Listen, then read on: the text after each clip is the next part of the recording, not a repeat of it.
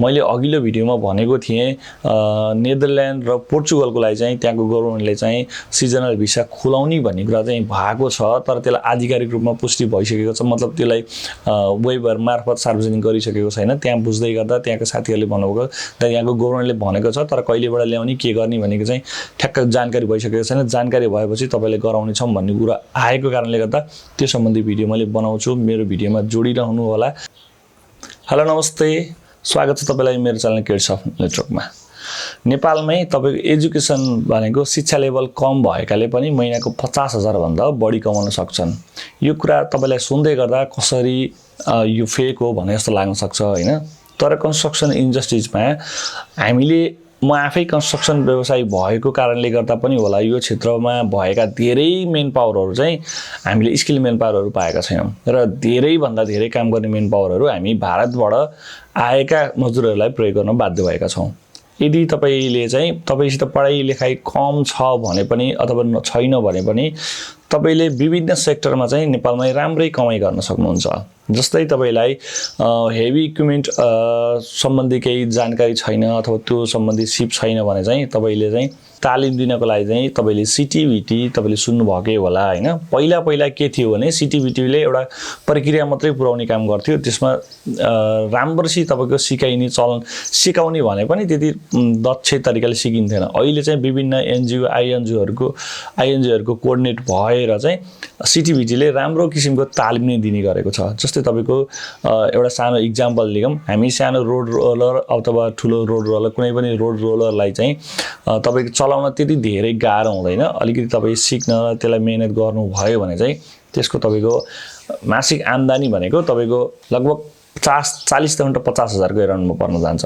त्यो कसरी पर्छ भन्नुहुन्छ भने तपाईलाई मैले भन्दै गर्दा बजारमा के छ भने जुन सानो रोलर सबैभन्दा सानो रोलर छ, सानो रोलरको तलबमा बेसिसमा काम गर्दै गर्दा तलब बेसिस चाहिँ अलि कम हुन्छ, तर त्यसको डेली भत्ता भनेको चाहिँ तपाईको 1500 2000 देखि 3000 सम्म भनेको तीन क्याटेगोरीको रोलरहरु हुन्छन् हैन। त्यसमा न्यूमेटिक पनि पर्छ, प्युमेटिक पनि पर्ने भयो हैन। त्यसले गर्दा सबैभन्दा सानो रोलर पनि 1500 देखि 2000 रुपैयाँ भत्ता बुझ्छन् भने त्यस्तै त्यो भन्दा ठूलो र त्यो भन्दा अझै ठूलो भनेको त्यही अनुसारको रोलरको क्याटेगोरीहरु छन्। रोलरको क्याटेगोरीहरुमा तपाईको 3000 सम्म भत्ता बुझ्छन्।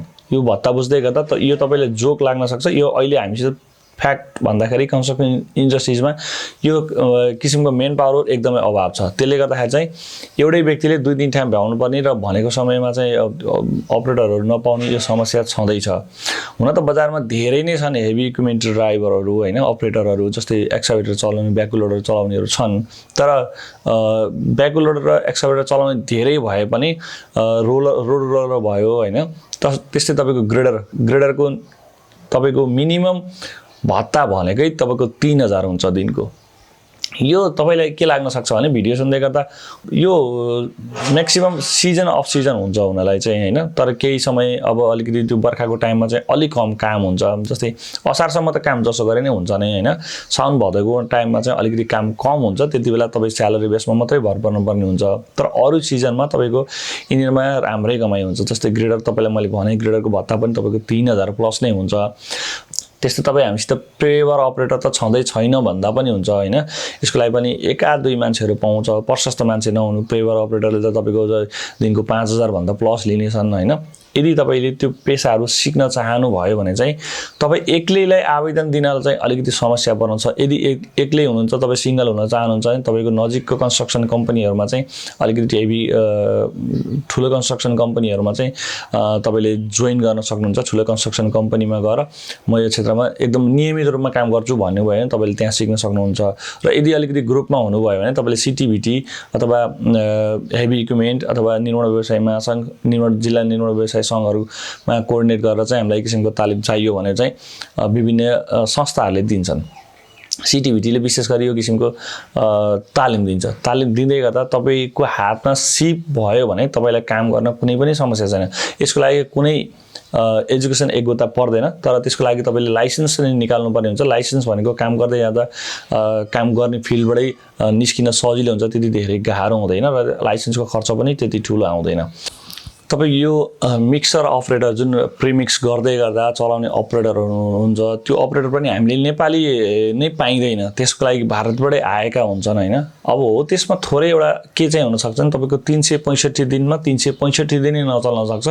त्यसमा म्याक्सिमम भनेको 1 वर्षमा लगभग 8 महिना त चल्छ। 8 महिना चल्दै गर्दा त्यसको भत्ता पनि तपाईँको 1500 प्लस नै हुन्छ, पर डे 1500 प्लस नै हुन्छ। तलब भनेको तपाईँको 10 देखि 15,000 को रहनु हुन्छ होइन। अब त्यो कम्पनी हेरेर हुन्छ, त्यो तलबको कुरा चाहिँ अलिक कम भयो भने त्यसको भत्ता पनि राम्रै हुन्छ र त्यसमा पनि त्यति धेरै दुखाउँदैन।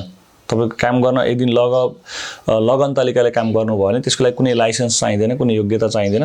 त्यसको अलिकति मेसिनको बारेमा जानकारी लिन पर्ने हुन्छ। त्यसको लागि तपाईँले जानकारी लिन त्यति धेरै गाह्रो हुँदैन। कन्स्ट्रक्सन कम्पनीहरूको साइडमा काम गर्दै गरेको ठाउँमा अलिकति राम्रो तरिकाले ख्याल गर्नुभयो, 2-4 दिन तपाईँले काम गर्नुभयो भने चाहिँ त्यो तपाईँलाई छिटै इम्प्रुभ हुन्छ। हामी नेपालीहरू यो कुरामा चाहिँ हामीसित यहीँ छ, रोजगार छ, यहीँ पैसा छ, तर हामी यसलाई अलि व्यवस्था गरेर हामी बाहिर नै जान सोच्ने गर्दै गर्दाखेरि चाहिँ हामीलाई मेन पावरको अभाव भइरहेको छ। अस्ति एउटा प्रोग्राममा गएको थिएँ, जाँदै गर्दा चाहिँ सिटिभिटी प्लस एउटा विदेशी एनजिओले एउटा प्रोग्राम के गरेको थियो, जुनमा भनेको जस्तै नेपालमा कुन किसिमको मेन पावरहरू अभाव छन् भनेर चाहिँ सबै सेक्टरहरूलाई समेटेको थियो। त्यसमा तपाईँको एफकानदेखि लिएर तपाईँको उद्योग वाणिज्य सङ्घ लगायत सबैलाई समेटेको थियो। समेट्दै गर्दा त्यहाँ आउनुभएका प्रतिनिधिहरूले सबैले आफ्नो समस्या भन्नुभयो।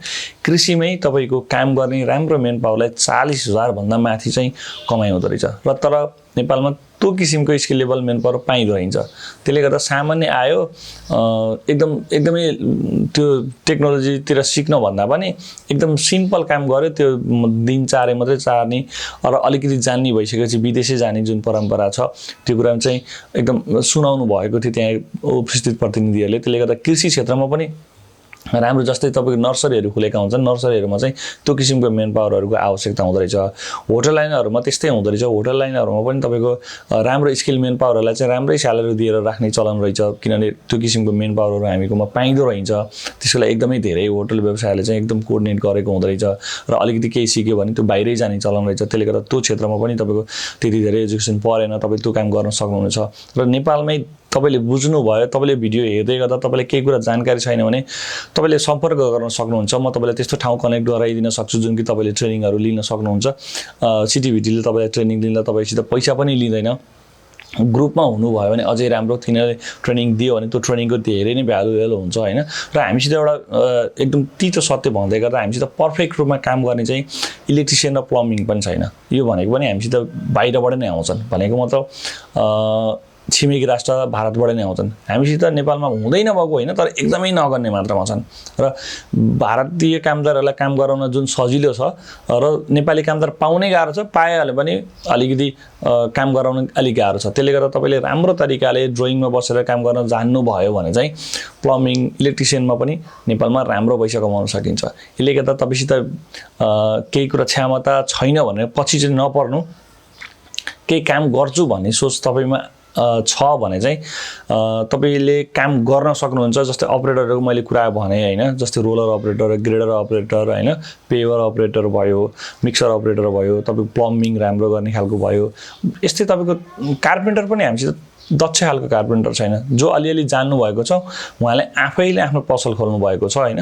र अर्को कुरा हामीसित राम्रो पर्फेक्ट वेल्डर पनि छैन, जुन हामीकोमा काम गर्नलाई चाहिँ अलिअलि वेल्डरको एकजना साथीले भन्नुभएको थियो, त्यहाँ 50,000 मैले दिएर राखेँ, अब उसको कमाइ खाने बेलामा चाहिँ अब मैले चाहिँ उसले आफ्नै पसल खोल्यो, मैले फेरि मेन पावर उत्पादन गर्नुपर्ने छ भन्ने कुरा गर्नुभएको थियो। भनेको मतलब कस्तो छ भने हामीलेसित सिप र अलिकति स्किल देखाउन सक्यौँ भने तपाईँले आफै गर्न पनि सक्नुहुन्छ, र तपाईँले नेपालमा पनि राम्रो पैसा कमाउन सकिन्छ भन्ने कुरा चाहिँ तपाईँलाई यहाँ यो कुरा जानकारी, यो भिडियो मार्फत तपाईँलाई जानकारी गराउन खोजेँ। भिडियो अन्तिमसम्म हेरिदिनु भएको छ, धेरै धेरै धन्यवाद। भिडियो कस्तो लागेको छ, मन परेको छ भने सेयर गरिदिनु होला, लाइक गरिदिनु होला, सब्सक्राइब मसित जोडिनु होला, सब्सक्राइब पनि गरिदिनु होला भन्दै बिदा हुन चाहन्छु। नमस्ते, धन्यवाद।